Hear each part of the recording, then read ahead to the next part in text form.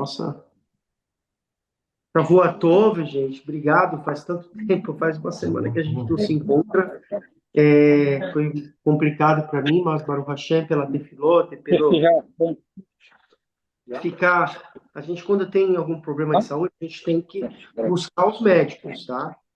Não pode só ficar no lado, Hashem vai ajudar, Hashem dá aos médicos como shelichim, como os anjos que vai ajudar a gente. Essa aula, eu quero desejar, dedicar ela para a Refuah Shlema de Dina Haya Bat Sara. Dina, ela é casada com o meu irmão do coração israelense. Quando você chega aqui em Israel, você precisa ter família, e eu não tinha família.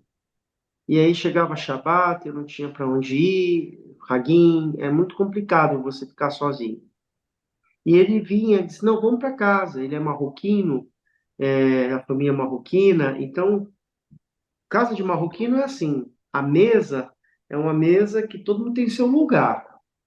O pai senta no centro, a mãe do lado, o mais velho, e assim vai, né?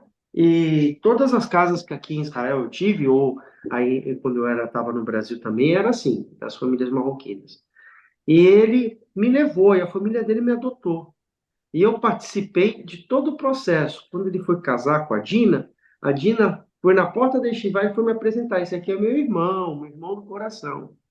E aí fomos, ele casou perto do meu aniversário, foi uma festa muito bonita, e ele teve 5 filhos com ela, e na última gravidez dela, ela descobriu que estava com aquela doença.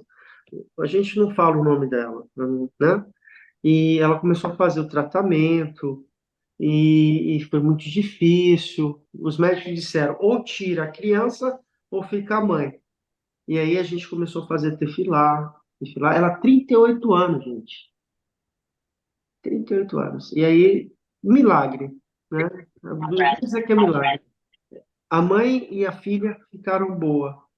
Só que o tratamento, mesmo que a gente tenha o bitoleumia aqui, é muito caro, porque os medicamentos vêm todos dos Estados Unidos. Chega um nível quando tem o câncer, doença, né? Os medicamentos são tudo vindo dos Estados Unidos, aqui em Israel, tá? E aí chegava a ser 100 mil shekels o medicamento. Então, imagina, a família toda correndo para conseguir dinheiro para pagar o tratamento. E já com o seguro de saúde aqui em Israel. Chega um momento que precisa você pedir para o Estado, mas como aí no Brasil ou em Portugal, né? Precisa, demora, precisa pegar e as pessoas acabam indo. E ela conseguiu, né? E graças a Deus teve a filha e tudo, cresceu, passou um ano, e ela pensou que ia ficar boa. E a gente pensou também. Mas voltou, e quando voltou, voltou de uma forma cruel. Hoje ela está no hospital aqui em Israel, perto de Pardes Rana, Cesárea, quem conhece essa área? Ela está no hospital lá. A Shem tem que fazer milagre. Então, a Shem cura, a Shem faz tudo, mas chega um momento que está na mão de Hashem, né? Uma das coisas que a gente aprende muito da vida é que tudo está na mão de Hashem. E eu tive lá com eles e tudo, mas é difícil. Então essa aula, como vocês são meus alunos e não tem como, né? A gente acaba dividindo. A Israel é junto. Então, que essa aula seja de Refuah Shlema de Dina Haya Bat Sara, porque a Hashem faz milagres. Tem gente na Etiópia fazendo, rezando, tem no Brasil, tem na Europa. E eu acredito que tudo que vier está na mão de Hashem. E Rodesh Kislev é o mês de milagres, né? Esse é o mês de milagres, que a gente vê um milagre. E vocês querem saber um milagre? Hoje, a gente está entrando na história. quem conhece um pouquinho o que está acontecendo no mundo, começou um ano atrás com 7 de outubro, depois o Hamas atacou Israel, depois o Hezbollah, depois o Irã, o Iêmen, e por causa dessa situação, hoje a Síria acaba uma ditadura de 50 anos. Bashar al-Assad caiu, fugiu já, e mudou todo o mapa do Oriente Médio. O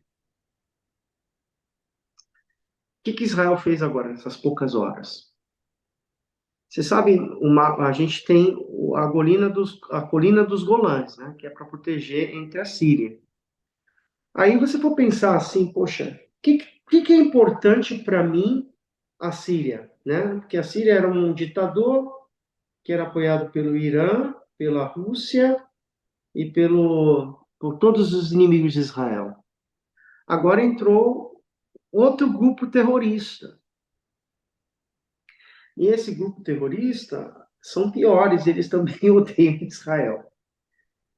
Então, com esse ditador, a gente sabia que a gente tinha um acordo, né? Agora a gente não tem mais. O que Israel fez agora nessas poucas horas?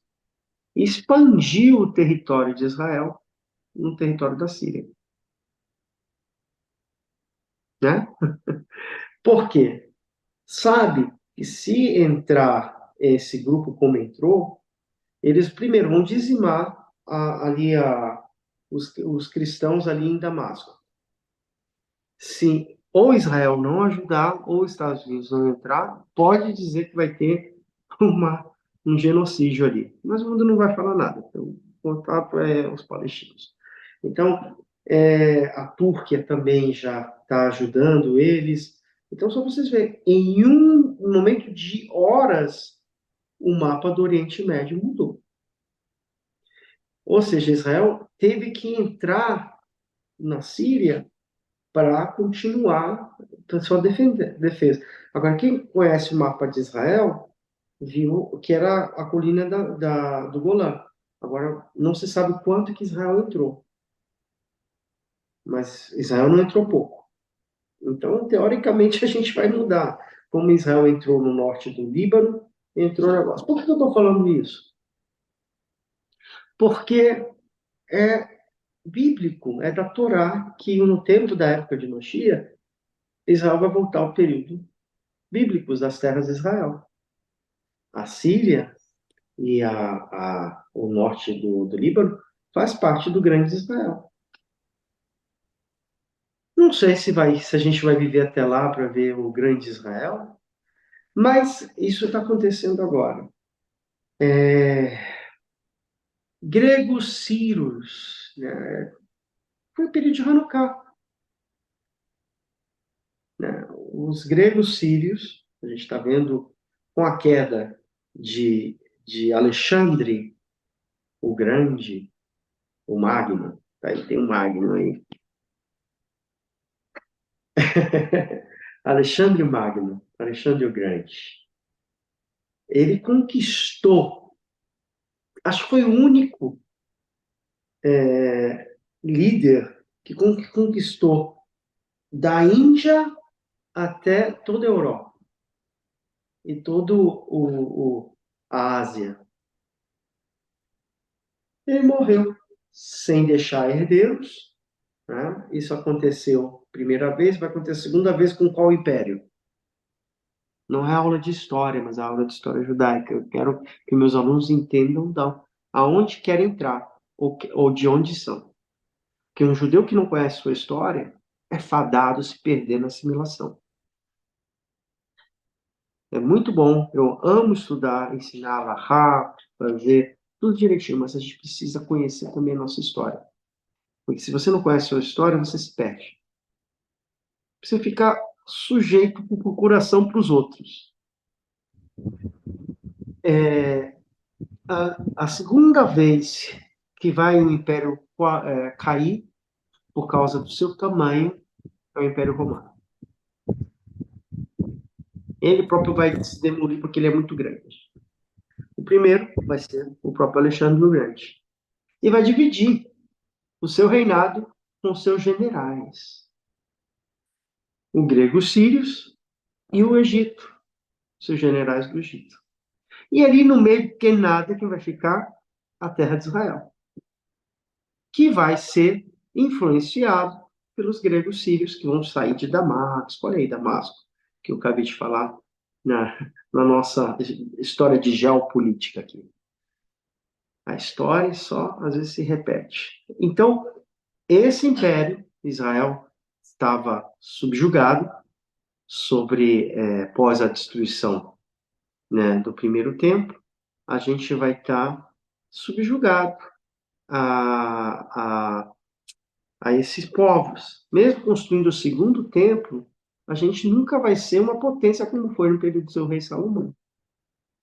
E aí, o que vai acontecer? O povo de Israel vai voltar para a terra de Israel, depois da destruição do segundo templo, 70 anos, vai construir o templo, um templo muito simples, muito...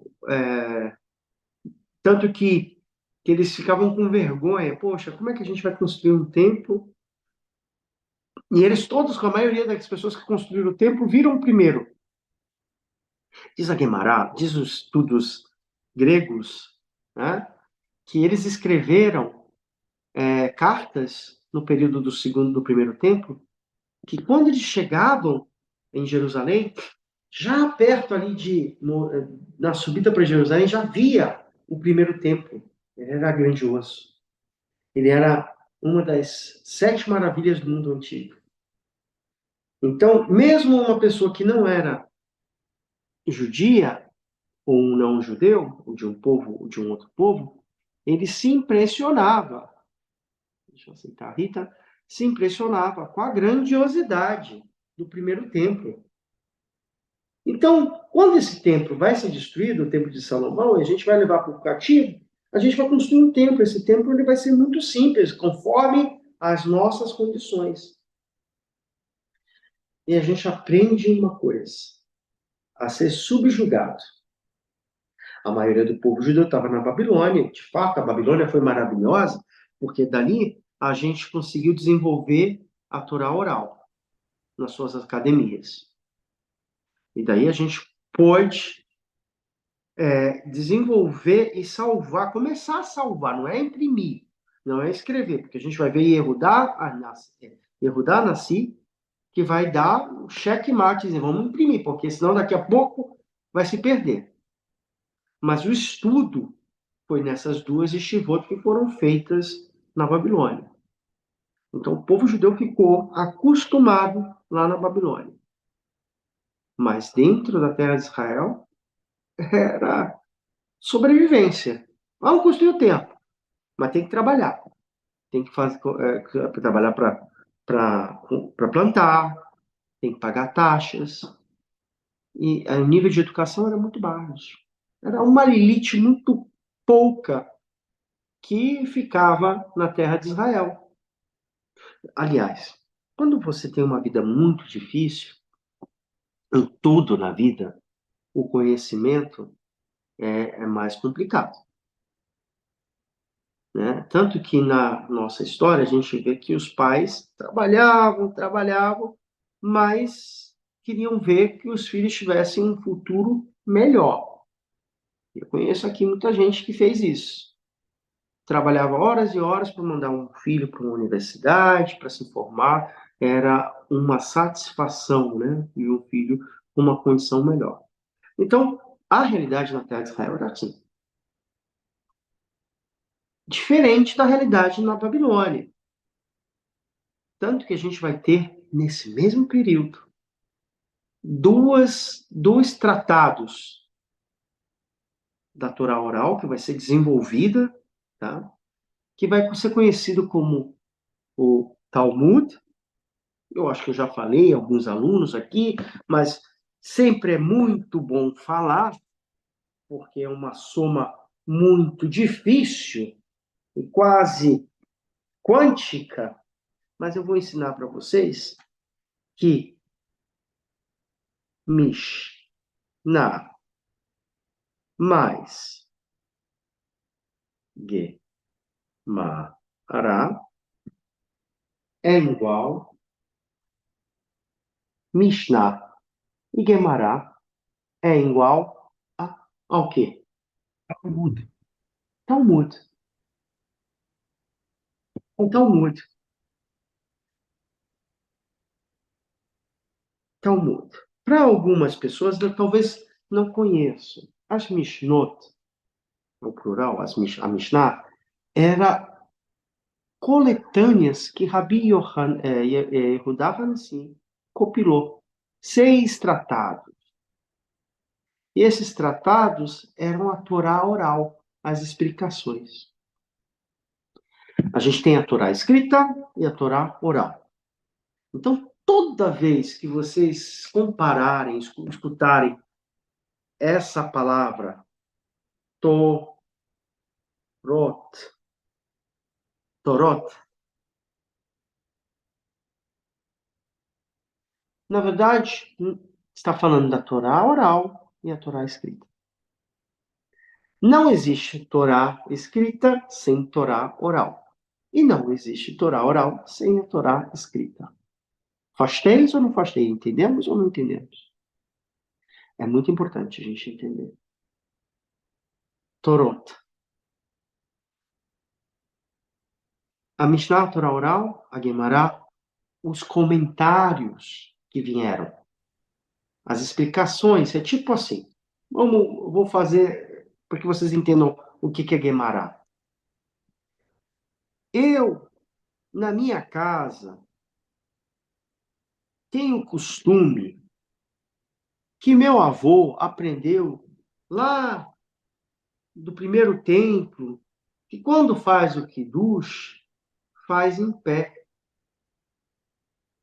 Aí, Uribi Samuel vai dizer, não, eu tenho o costume do meu pai, que ele fazia, que era do primeiro templo, que eles faziam o Kiddush em pé e sentado.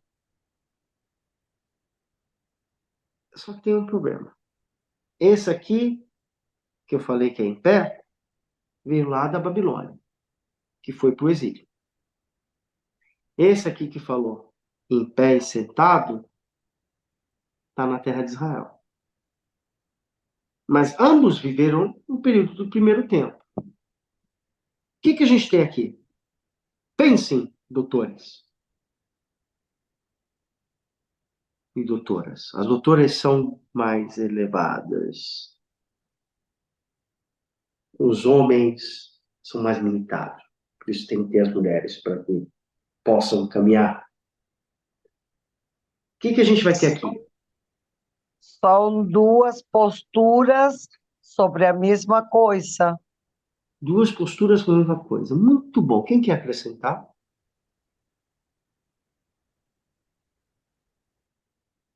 Lembra que eu falei da mão? Vou tirar aqui o anel. O que vocês estão vendo aqui? Na palma da mão. 5D. Mas vocês estão vendo as unhas? Eu estou vendo as unhas minhas. Não, mas eu estou vendo, Magno. Você está vendo, Samuel, as unhas aqui? As unhas Você está, nós não. Não, como é que não? Eu estou vendo as unhas aqui. Vocês estão vendo? Vocês estão vendo que cada unha tem listras assim verticais?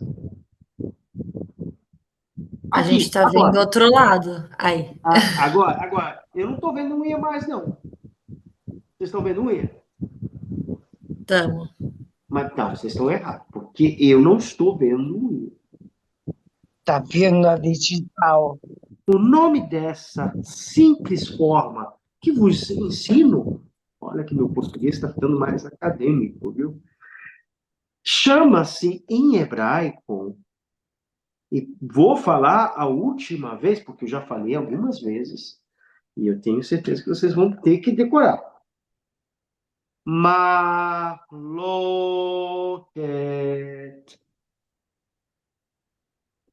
O que é marloquet?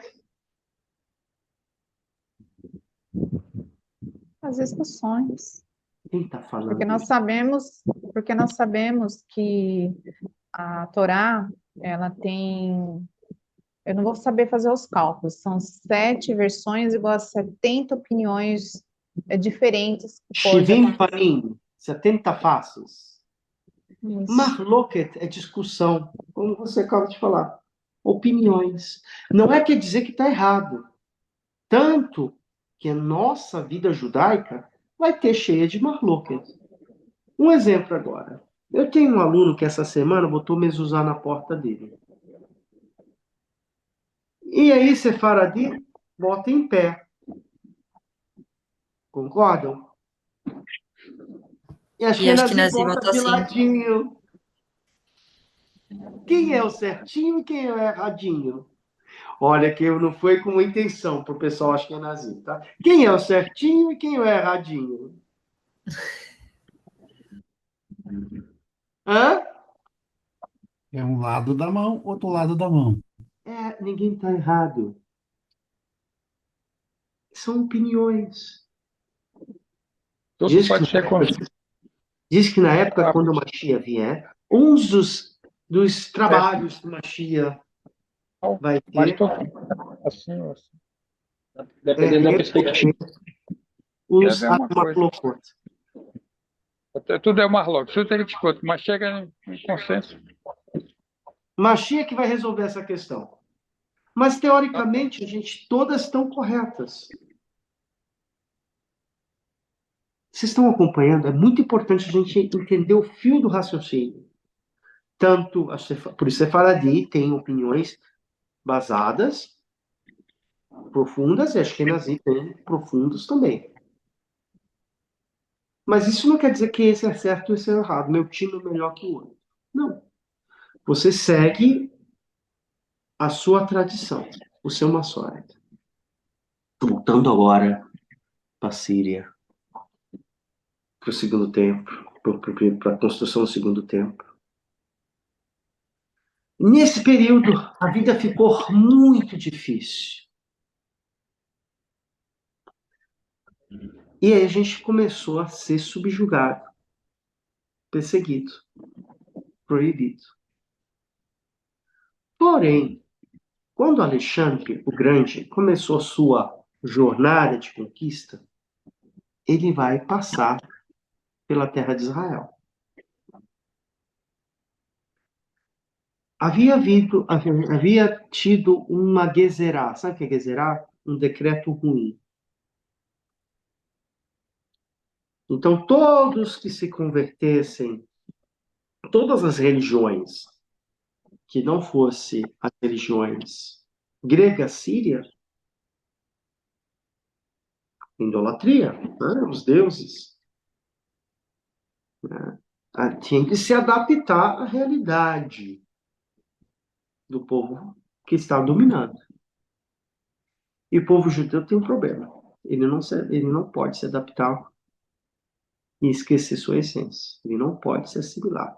Perachá da semana passada falou bem isso. Eu escrevi sobre isso no comentário. Quem leu na Perachá que eu botei lá no grupo viu.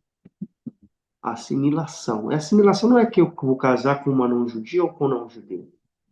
A assimilação é dizer, estou no United States of America, eu vou ser americano e vou comer cheeseburger. Não. Eu estou no Brasil, então vou fazer samba, vou comer churrasquinho, comer uma comida não kasher. Isso também é assimilação. E a gente conhece muito isso. Por isso, um dos motivos que Jacob saiu da casa do pai do tio dele. Porque ele começou a notar que ele estava idêntico a Labão. E ele começou a perceber que se ele ficasse mais um pouquinho, ele ia esquecer do pacto que ele fez com Kadosh Baruch Hu, né? E o seu pai, Isaac e Jacob. Ou Abraão. Alexandre o Grande chega, mas ele tem um sonho. Ele sonha com os 70 anciões.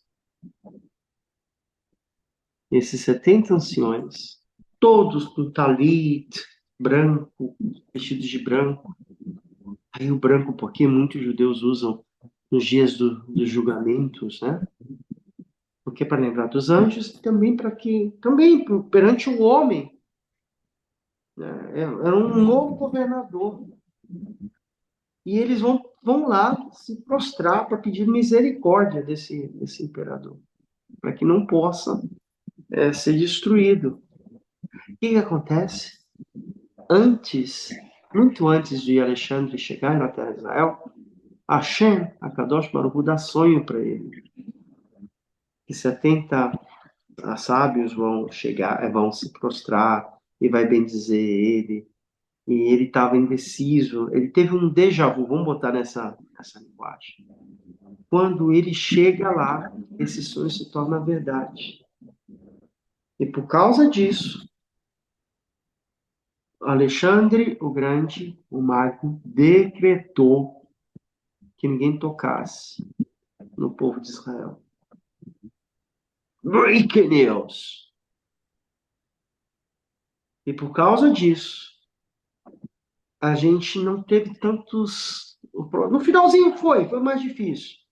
Mas a gente não foi da noite para o dia, como aconteceu agora, lá na Síria. O Bashar al-Assad, a família, 50 anos, entornou, hoje agora é uma outra etnia, e não tocou. Não se pode tocar na terra de Israel. E por causa disso, muitos judeus colocam os nomes dos filhos até hoje de Alexandre, para lembrar uma pessoa que fez o bem para o povo de Israel. Porém, a gente vai ver que a história vai começar a ficar mais difícil. Com a morte de Alexandre o Grande, muda a figura, e aí a gente vai ver que a helenização dessa história vai chegar na terra de Israel, e a gente vai ver que eles vão forçar, primeira coisa, o estudo da Torá, o Brit Milá, e vão incentivar muito o relacionamento interracial, misto. Eles querem realmente acabar com a essência do povo de Israel. Foi nesse período que os gregos sírios vão fazer uma biblioteca lá no Cairo. Alguém já ouviu falar dessa biblioteca? A maior biblioteca do mundo antigo. Alexandria. Alexandria, perdão. Alexandria. Está aí o nome. Alexandria. E essa biblioteca, obrigado, Rita. Essa biblioteca vai reunir coletâneas de todo mundo. Olha aí, preste bem atenção. E eles vão chegar, os gregos vão chegar e dizer assim, olha, vamos fazer o seguinte, vamos traduzir a Torá para o grego. Aí que está o erro. Aí que está o erro, né, Samuel? Eu também concordo. O que eles fizeram? Pegaram 70 sábios, reuniram eles e botaram eles em diferentes pontos da terra de Israel. E disseram, traduz a Torá. E os 70 sábios traduziram do hebraico para o grego. Perfeito. Não existe, não, sabe, a Torá traduzida idêntica. E foi daí que por isso a gente faz um jejum, né? Nesse período começa as nossas manzelas, a gente aceitou fazer assimilação. E essa tradução não foi para a terra de Israel, foi lá para Alexandria. Por que eles fizeram isso? Agora, Am Israel, vocês não têm mais a Torá. A Torá agora é um livro de conhecimento, como outros livros que a gente tem de todas as outras religiões. E elas vão ficar dentro de Alexandria, em grego, para que as futuras gerações vejam vocês como um povo extinto. Quem queria fazer isso com a gente, num presente tão próximo?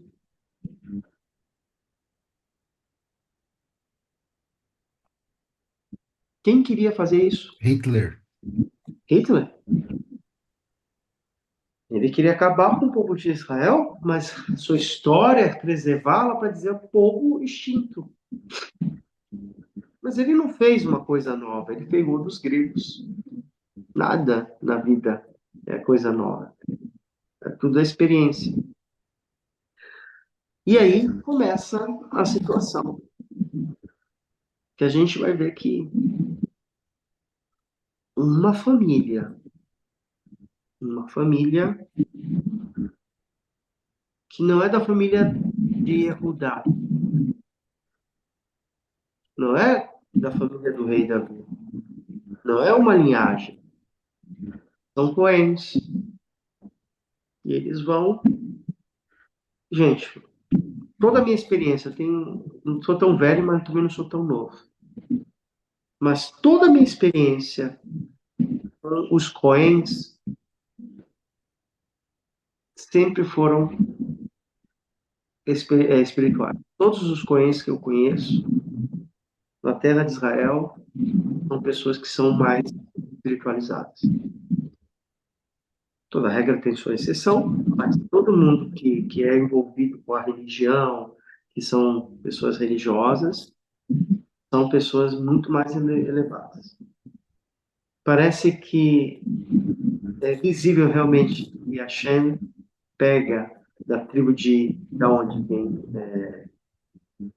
os coentes. Qual é a tribo? Qual é a tribo dos coentes? Levitas. Levi. Levi. Moshe, Arão, Miriam são da tribo de Levi. E eles, Moshe, a Kadosh Baruch Hu vai chamar Moshe para ser o Cohen. Moshe está sobrecarregado entre o ofício, então ele passa para o seu irmão, Aharon. E ali a gente vai conhecer, dentro da tribo de Levi, uma castra de sacerdotes. E Cohen é sacerdote. Se for ver a sua íntegra, um Cohen é Levi. Mas um Levi não pode ser um Cohen. Porque o Cohen vem da linhagem de Arão. Entendemos aqui? Dúvidas? Os Coens vão assumir a possibilidade, a responsabilidade, porque o templo vai ser profanado.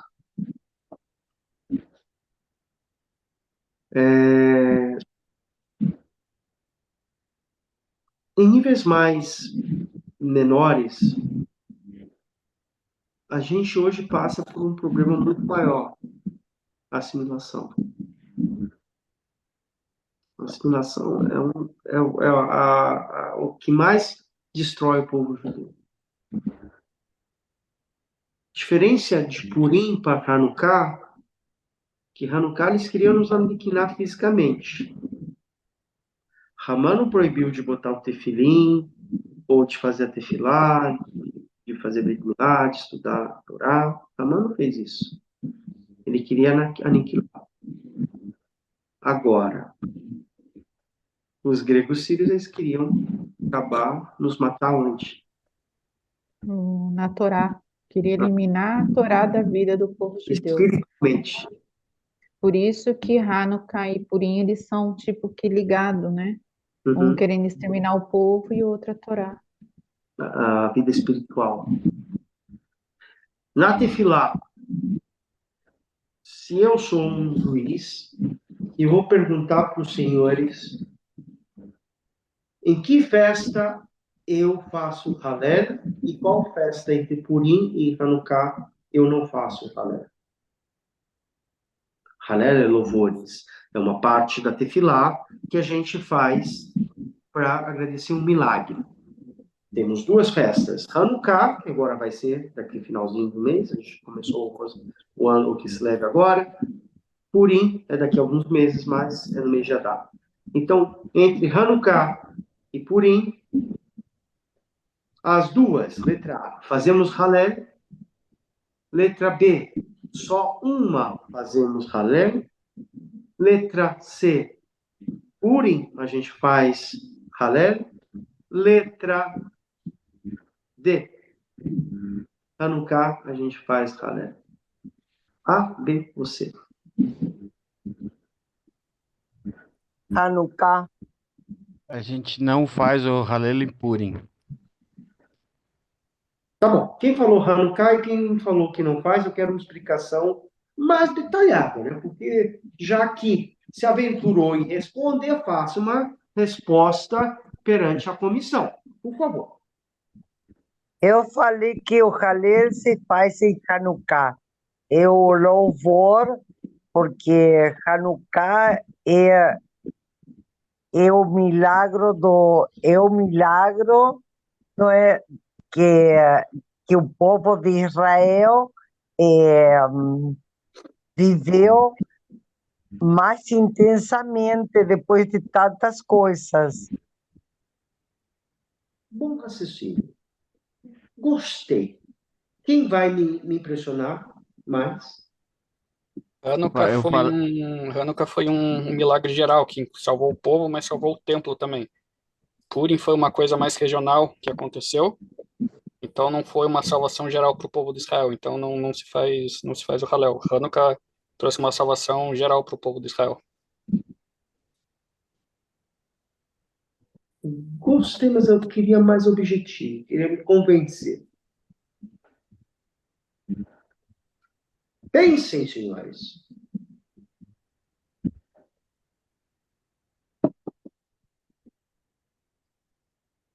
Como eu falei,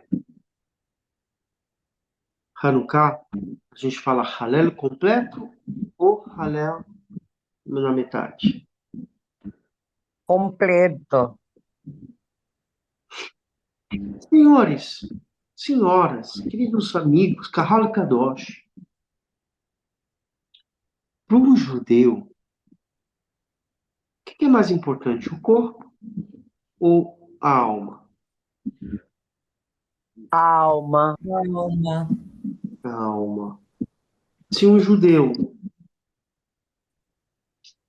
vem com ele está em perigo e vem, Deus nos livre, com uma arma de Soratinho, aceita ele se ajoelha, faz isso. Ele vai aceitar ou ele pode se matar? Pode deixar de matar? Pode se deixar matar. Ele tem que se deixar matar.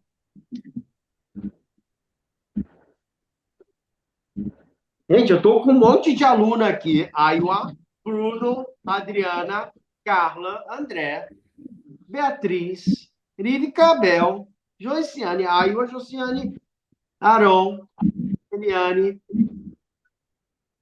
Yosef, Leonardo, Leandro, Magno, Pedro, e mais? Marina, Rívica, Vivi Shmuel, Henrique, Rita e Leonardo. Tem um monte de gente aqui. Eu quero escutar vocês. Tem que deixar se matar. É polêmico isso aí. Teoricamente, dos outros é mais fácil, né? Opa. Senhores, é uma marluca ter isso? Ou não? Não, está escrito na Torá. Rabi Não. Akiva, vamos voltar agora depois disso, no período romano. Rabi Akiva foi preso porque estava ensinando Torá, né? A morte dele foi horrível. Né? E muitos sábios da Torá, no período que os romanos estavam, teve um sábio, o Pequeno outro fala que ele se foi amarrado num Sefer Torá. Os romanos eram assim. Aprenderam com os gregos. Enrolaram ele com Sefer Torá e, ó, botaram fogo. E ele estava dizendo, o próprio que eu vou te falar, que ele via um Aleph, um B, um Gimel, saindo da Torá. Ele está morrendo. Não, na verdade, ele está se juntando à Torá.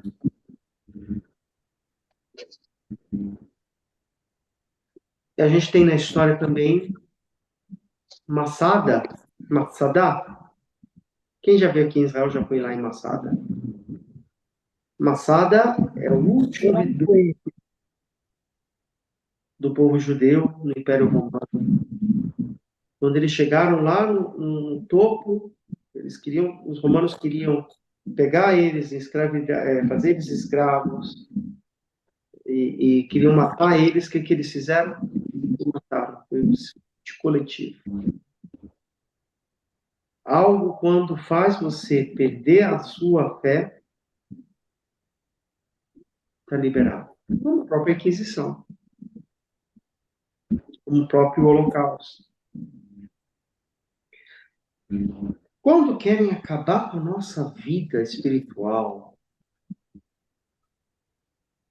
é muito mais sério. Quando Deus faz os milagres, como foi feito em Hanukkah, aí é essa razão que a gente faz o Hanukkah, o Halel. Purim, a gente não faz Halel por um motivo. E esse é o outro breaking news. O nível, Porque já é um Alel? o nível do povo na Pérsia e nos 127 países que governava Ahasverosh, o nível de Torá era igual no povo que estava na terra de Israel? Não. Não. Dizem que no banquete lá de Ahasverosh, que tinha um porquinho assado, sabe quem estava sentado lá? O pessoal tá indo, Samuel tá indo, o pessoal tá indo porque já sabe. Quem que estava lá? Arão?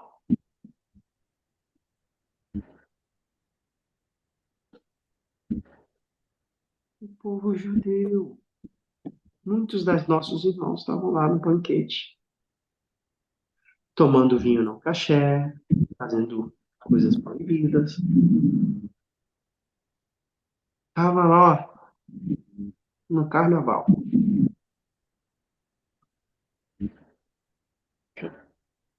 Por isso, diz os nossos sábios que quando foi o decreto do rei Ahasverosh, novamente, para que a gente possa lutar, ele não anulou a sentença.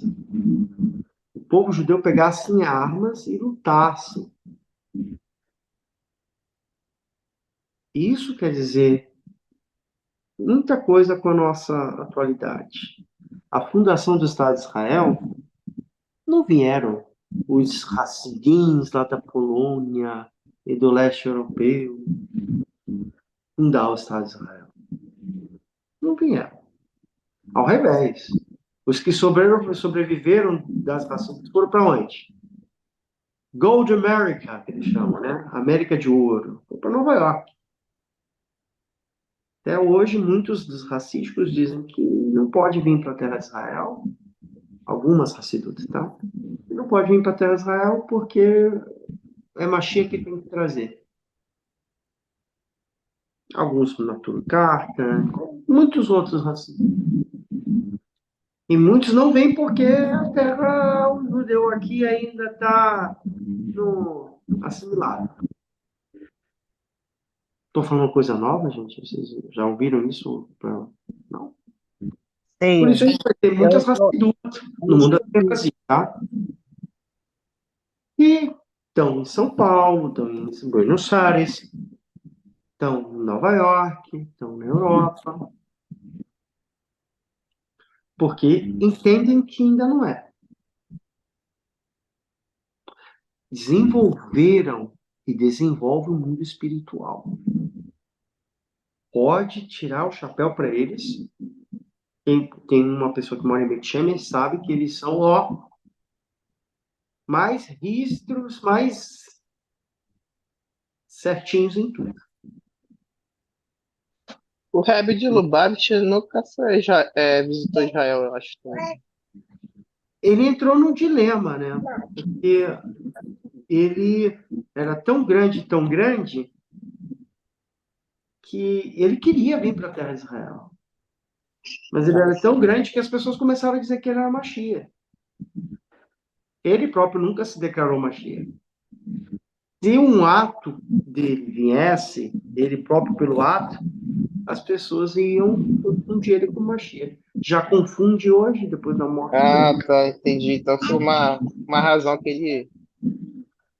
Entende? Quando a pessoa é muito né? grande, acaba tendo uma decepção. Não será bem, eles estão na terra de Israel muito. Então, a gente vai ver que a gente tem essa... Quem veio para a terra de Israel? Os sobreviventes do Holocausto, os sionistas. O Theodor Herzl era um rabídico da raça sionista. Não, ele era liberal. Então, a terra de Israel começa com aquelas pessoas que precisaram pegar na arma, Purim. Olha, Purim. Tiveram que lutar. E esses dias, eu estava pensando, gente, eu estou dando essa aula, eu não preparei, mas eu acho que é muito importante dar essa aula com as experiências que a gente tem aqui. Eu escrevi uma aula, não sei se quem lembra, faz algum tempo atrás, que na fundação do Estado de Israel vieram muitos sobreviventes do Holocausto. E às vezes eles perderam pai, mãe, perderam todos, jovens de 23 anos. E aí eles só tinham a terra de Israel. Quando eles chegaram aqui, teve a Guerra da Independência. E aí a coisa que aconteceu, disseram para eles, olha, nós vamos ter que lutar. Vocês têm que pegar na arma. Imediatamente eles pegaram. Sabe por que eles pegaram? Porque eles entenderam que se lá na Europa, lá na Polônia, lá na Rússia, lá na Alemanha, eles não quiseram pegar. E aí, então quando eles chegaram na terra de Israel, eles disseram, vou pegar em arma. A gente vai defender. E muitos desses jovens morreram. Muitos desses jovens morreram. E eles chegavam sem documentos, gente chegava sem nada, ninguém sabe, só tinha o nome, o primeiro nome. E um desses soldados, de 23 anos, tinha acabado de chegar, e aí ele ficou alguns anos, ele tinha chegado na Tesel, mas ninguém sabia.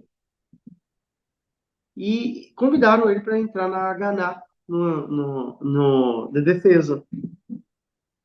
E no caminho de Tel Aviv para Jerusalém, quem passa naquela rua, no Xixesh, a Rota 6, vai ver que tem até hoje muitos canhões. Quem conhece Israel já prestou atenção, quem está subindo de Tel Aviv de ônibus, vocês vão ver que até hoje tem aqueles canhões ali. Ali foi uma batalha horrível. E esse jovem estava nessa batalha. Nessa batalha morreram 70 soldados. E todos os 70 sabiam o nome, tudo direitinho. Mas também morreu esse jovem, que ninguém sabia o nome. E aí, Israel conseguiu ganhar a guerra, levaram esses 70, fizeram no cemitério militar de Jerusalém, perto de Yad Vashem, quem conhece sabe o que eu estou falando, tem um cemitério militar. Até hoje são enterrados ali.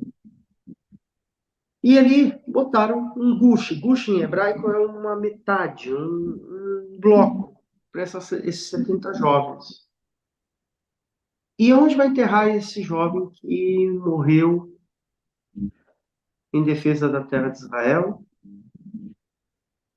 mas ninguém sabia o nome? E aí fizeram, não pode, né? Vai fazer o quê? Vai enterrar. Mas não tinha um nome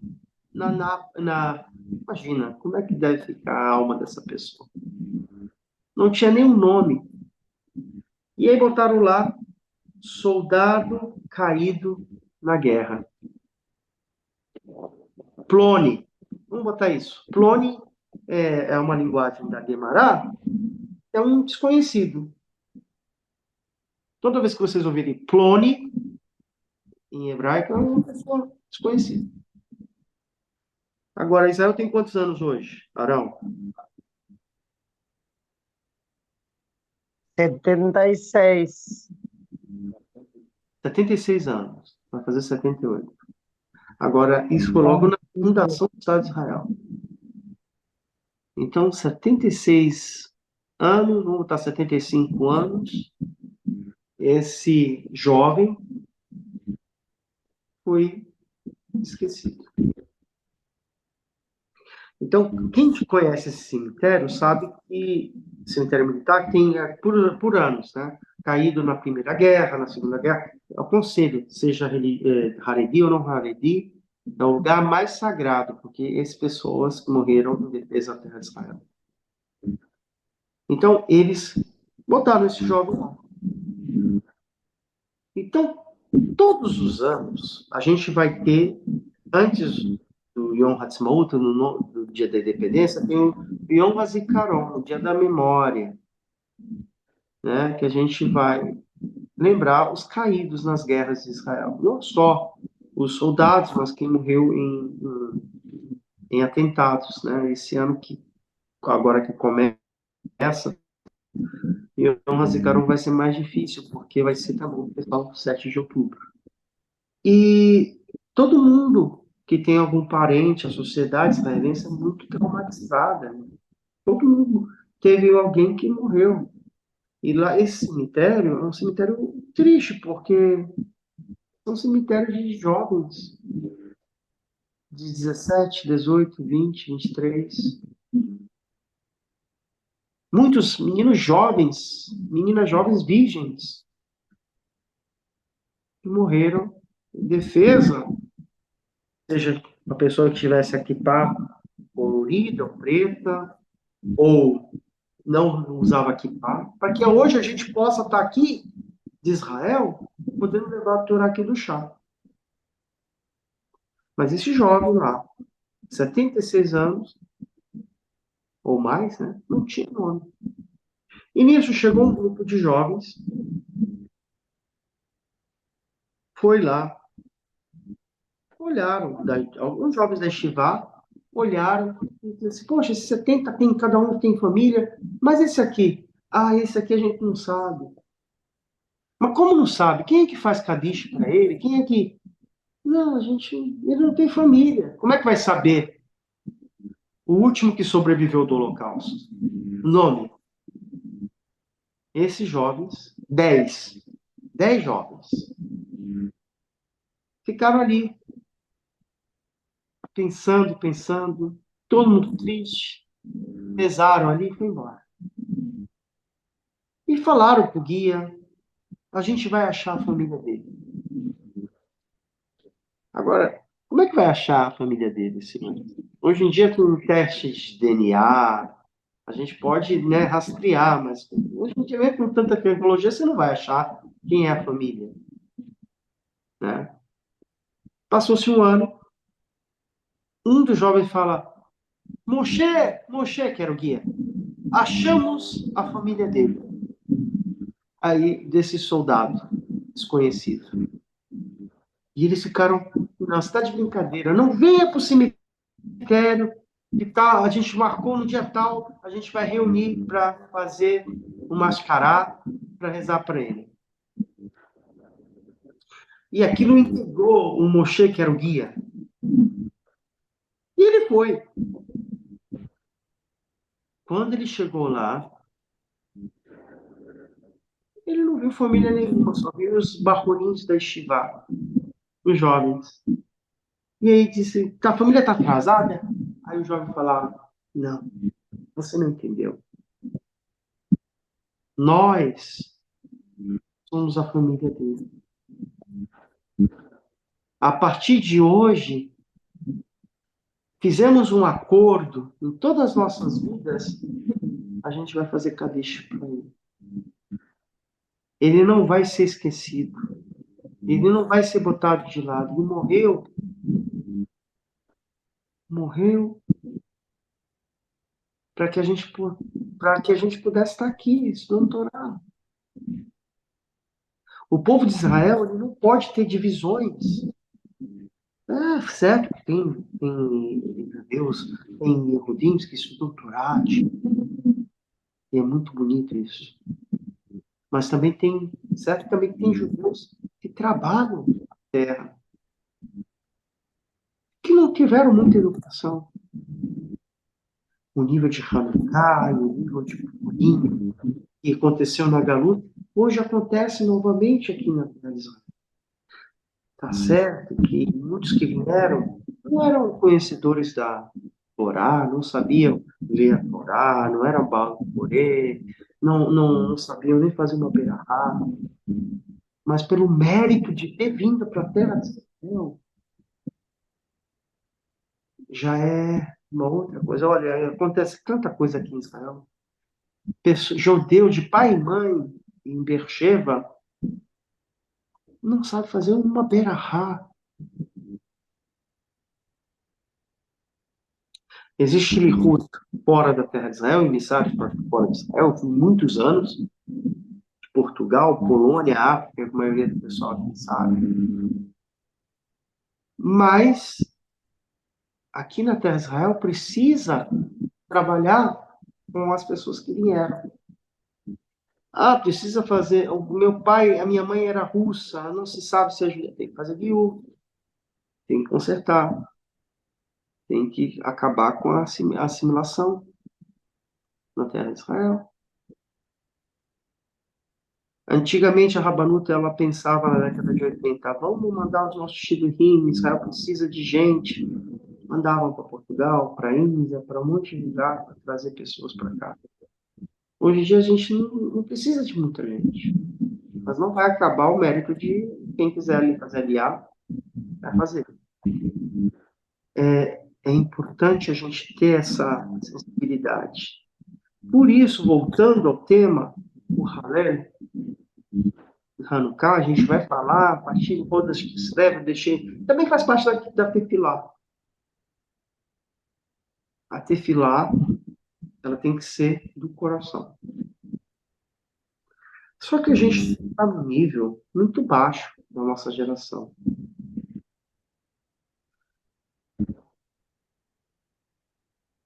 Eu conheci aqui em Israel, em Manaus, pessoas que sabiam tefilá de cabeça. Eu conheço alguns. Mas eu chegava a ver pessoas fazendo tefilá na Tebá ou na Mimbá, que elas choravam, entendiam o peso da tefilá. Hoje a gente está como? Na fila do pão. A gente está desde do ano passado até hoje falando de Amidá, Brikat HaShachar, Pesukei de Zimra. E é um paradigma, é um dilema. É difícil. É bonito falar, mas na prática é complicado, Rabino. Mas pedra dura, água mole e pedra dura, quando bate, até que cura. Então, para quem estuda comigo, uma das minhas prioridades, um dos meus critérios, é que a pessoa saiba fazer tefilá muito bem, lá do coração,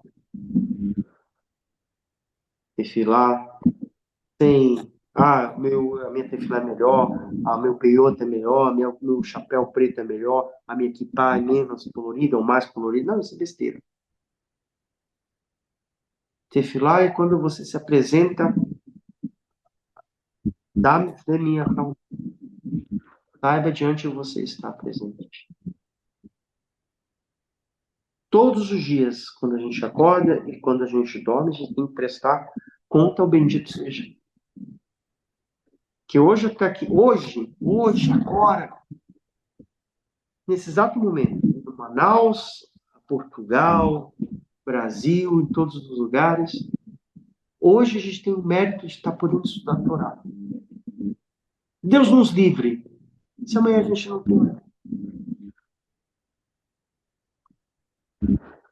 Temos que valorizar cada momento, cada segundo, se aproximar da nossa origem. E a gente é da onde? A gente veio de lá para voltar para lá, para fazer um tikkun.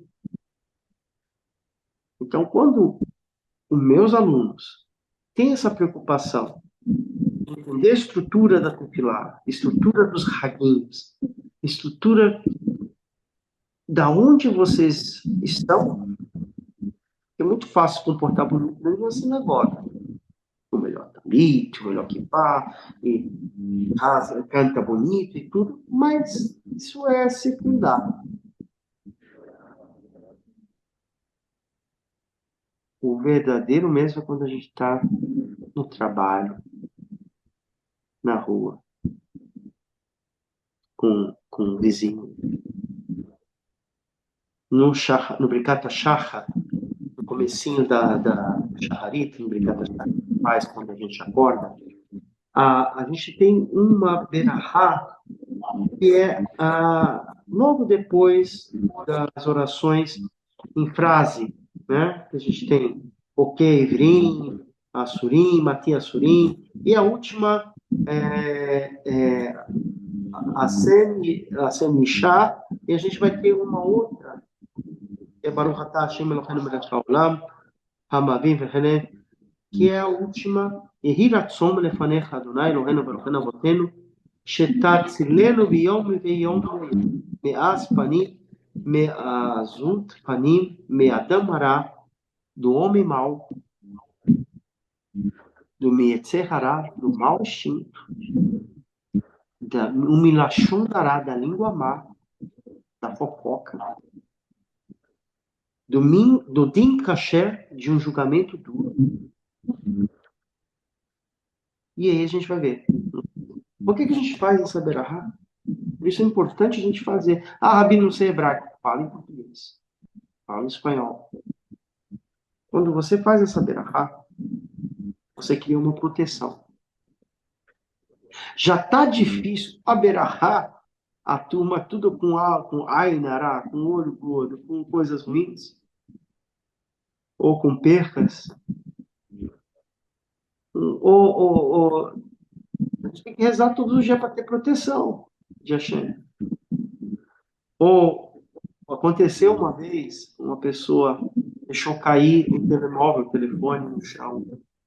Em Portugal, talvez, ou no Brasil, não sei. Mas se deixa um iPhone cair em São Paulo, você vai ter esse iPhone de volta na rua? Não. Não vai. A pessoa vai pegar o celular e dizer: graças a Deus, achei esse telefone. Deus me ama. Essa é a forma correta, gente? Não. Não, qual é a forma correta? Devolver. Devolver. Por que eu vou ficar com uma coisa que não é minha? Não é minha. Alarricamente, o que eu estou fazendo? Em hebraico, eu já ensinei para vocês. Gezer. Gezer é roubo. Vem da palavra gezerá, de maus decretos. O que não é meu, eu não posso pegar. Por mais que eu goste, eu não posso pegar. É Eu tenho que fazer de tudo para devolver. A gente está numa introdução de Tefilá, também Hanukkah. Eu vou deixar agora o espaço livre para vocês fazerem perguntas. E a gente vai continuar até Hanukkah. A gente vai ver as leis, rever as leis, tudo de uma forma muito legal. Mas eu queria abrir esse espaço para tirar dúvidas. Qual foi o ponto mais gostoso? O que era novidade? Novidade. É importante por isso. Mais ou menos. Rabino, o senhor falou que, eu anotei aqui até, Mishnah mais Gemara igual a Talmud. Aliás, na última aula que a gente teve, nós também conversamos sobre esse assunto. E aí o senhor comentou que a Torá escrita não existe sem a Torá oral. Uma não existe sem a outra, né? Elas são um par perfeito, tem que caminhar junto, é isso? Ou Quando elas são somente a escrita, separadas, ou só a escrita não vale? Mas quando eu digo assim, eu posso dizer que ambas não existem sem a outra? quando Que houve uma não a existe sem a outra? existe uma parte que foi parte do povo de Israel, os caraítas, eles não acreditam que eles já são bem atuantes até hoje, tá? Tem muitas comunidades na Europa e aqui em Israel. Eles já se assimilaram de uma forma e se quase fundaram uma nova religião. É como se fosse uma nova religião. Eles não são considerados parte do povo de Israel. Para poder ser parte do povo de Israel, precisa da Torá oral e da Torá escrita. Tanto que quando uma pessoa vai se converter ao judaísmo, os dayan, eu recebo sobre mim a Torá oral, a Torá escrita, os preceitos positivos, todas essas questões. Porque quem vai... Isso foi um grande dilema, por isso que Saad Gaon, há 1000 anos atrás, vai fazer um decreto que até hoje tem consequência para a gente. A gente não pode comer em Shabat comidas frias. Porque se a gente come comidas frias, a gente está se comparando com os caraítas. Então, não dá. Obrigado. Sheilot, perguntas? Aproveita, fala que eu te escuto.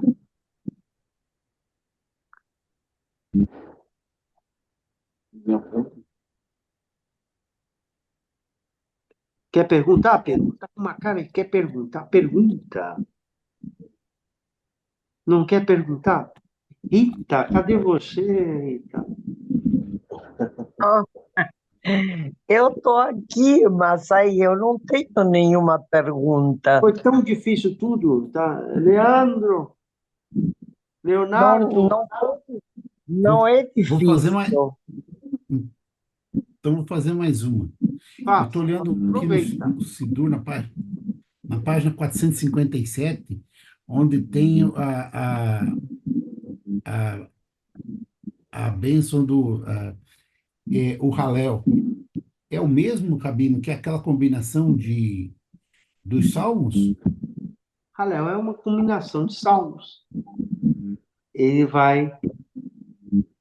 Literalmente são louvores. Eu tenho um livro e eu escrevi e fiz um shiur só de Halel alguns anos atrás. Se a gente entendesse a essência do Halel, a gente só queria fazer Halelá. Só toda hora queria fazer Halel.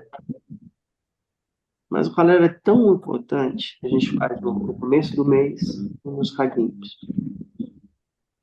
É como a gente literalmente tivesse saído do Egito. A essência profunda do Halel.